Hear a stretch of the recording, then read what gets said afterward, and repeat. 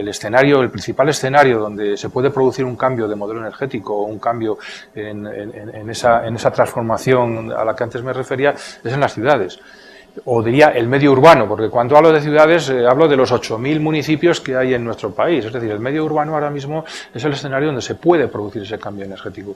Y bueno, a mí me dicen, bueno, es imposible porque no podemos cambiar la normativa del Estado. Bueno, yo quiero decir una cosa muy importante, y es que las comunidades autónomas o los gobiernos autónomos y los ayuntamientos concentran la inmensa mayoría de las competencias en la ordenación del territorio y en la edificación, el urbanismo y el transporte.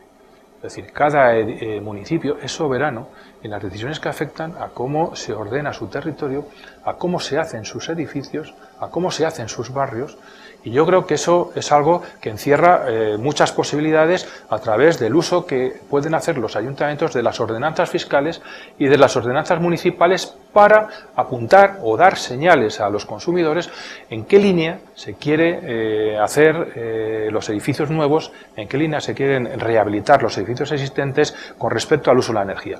¿Qué ha pasado en nuestro país? Pues que prácticamente hasta que no ha llegado la crisis, pues la energía ha sido un factor que ha estado ausente en las políticas de ordenación del territorio y en las políticas edificatorias. Es decir, a nadie se le ocurría pensar que un edificio tuviera un coste energético.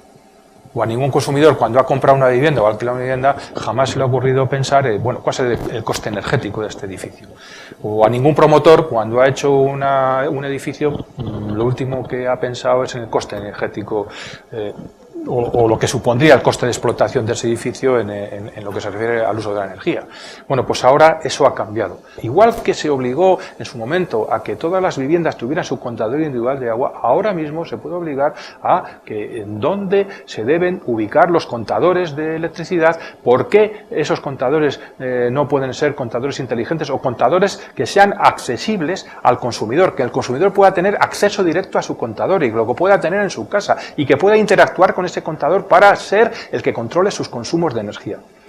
Eso lo puede hacer un ayuntamiento en sus ordenanzas municipales. Evidentemente va a tener un montón de barreras a las que enfrentarse, pero eso un ayuntamiento puede perfectamente determinar las condiciones bioclimáticas en la rehabilitación de los edificios existentes. Puede decir cómo se deben de hacer las reformas de los edificios existentes, cómo se deben de hacer o cómo se deben adaptar los edificios existentes, y sobre todo insisto mucho en la rehabilitación de la edificación existente para consumir menos energía, para ser eficientes.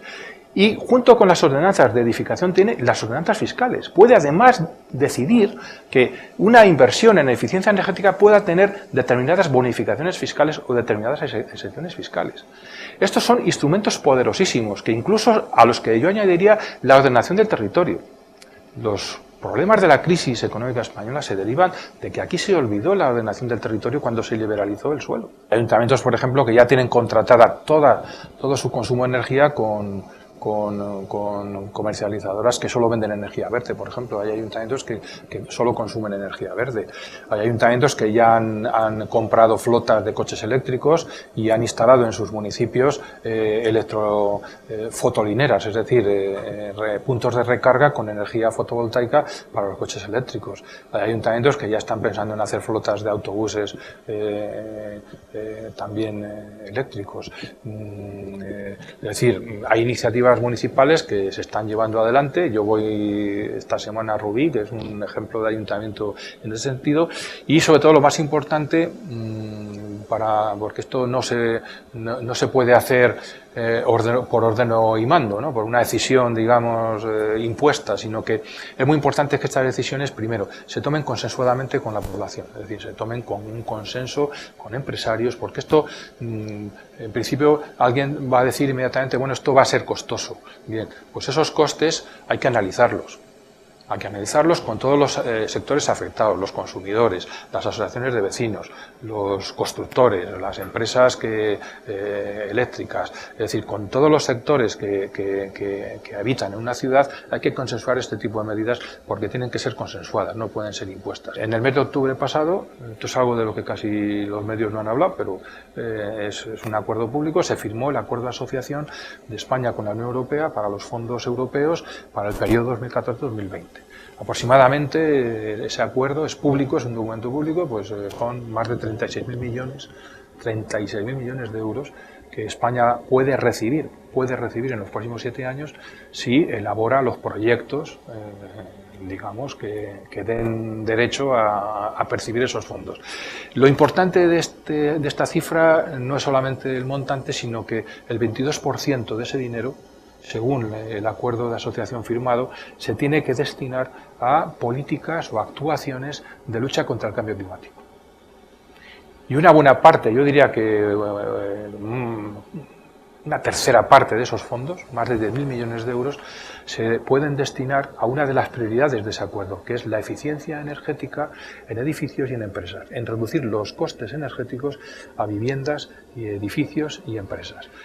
¿Cuál es el problema? Pues que esos fondos no se va a dar al Estado o a las comunidades autónomas graciosamente, sino que se va a dar a los proyectos que se presenten. España ha perdido más de 20 puestos en el ranking mundial de países por su atractivo para las inversiones en energías renovables. En los años 2008 hasta el año 2010, pues España figuraba en los 5 o 6 primeros puestos del ranking mundial en energías renovables.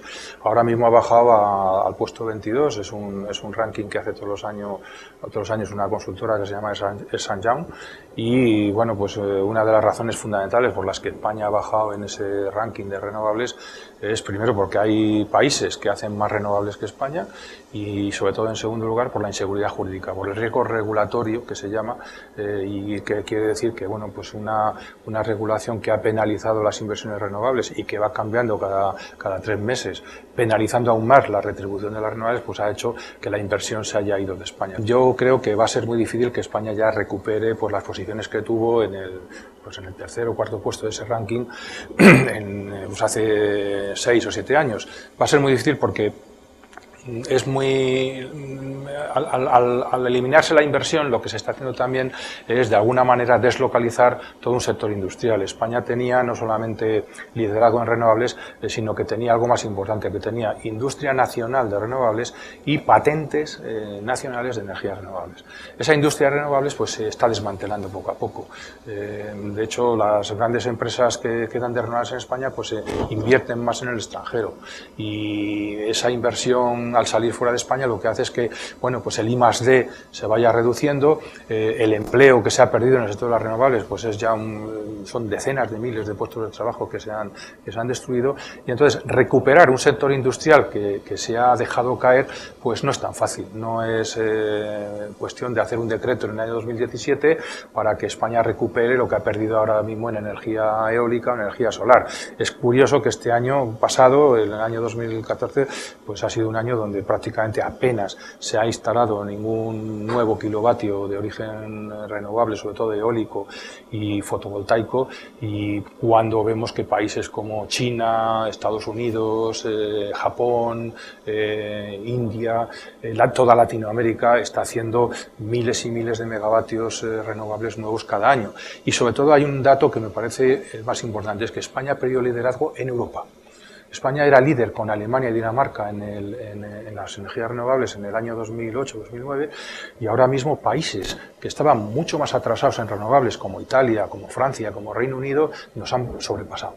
O sea, ahora mismo Reino Unido ya tiene un objetivo nada más y nada menos que de 20 gigavatios de fotovoltaica para el año 2020. Reino Unido, que como saben todos ustedes está mucho más arriba que España, es decir, donde el sol brilla bastante menos. Todos los escenarios en el mundo, no solamente en España, todos los escenarios en el mundo lo que pronostican es que el coste de la electricidad va a ir en aumento. Pase lo que pase, la electricidad va a ir costando más.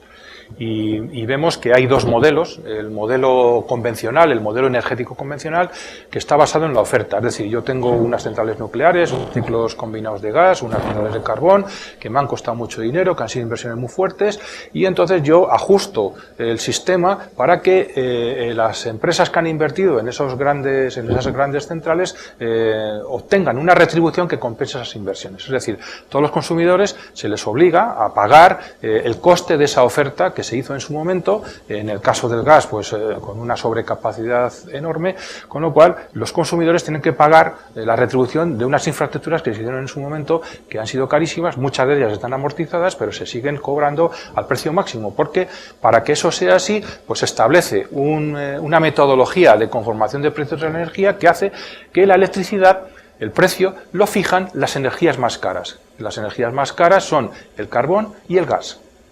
Es decir, la electricidad que pagamos los consumidores, el precio lo fijan las energías más caras, el gas y el carbón. Esa metodología, curiosamente, en la reforma que ha hecho este gobierno energética, no se ha tocado. Con lo cual, se obliga al consumidor a pagar un modelo basado en unas fuentes convencionales que son carísimas.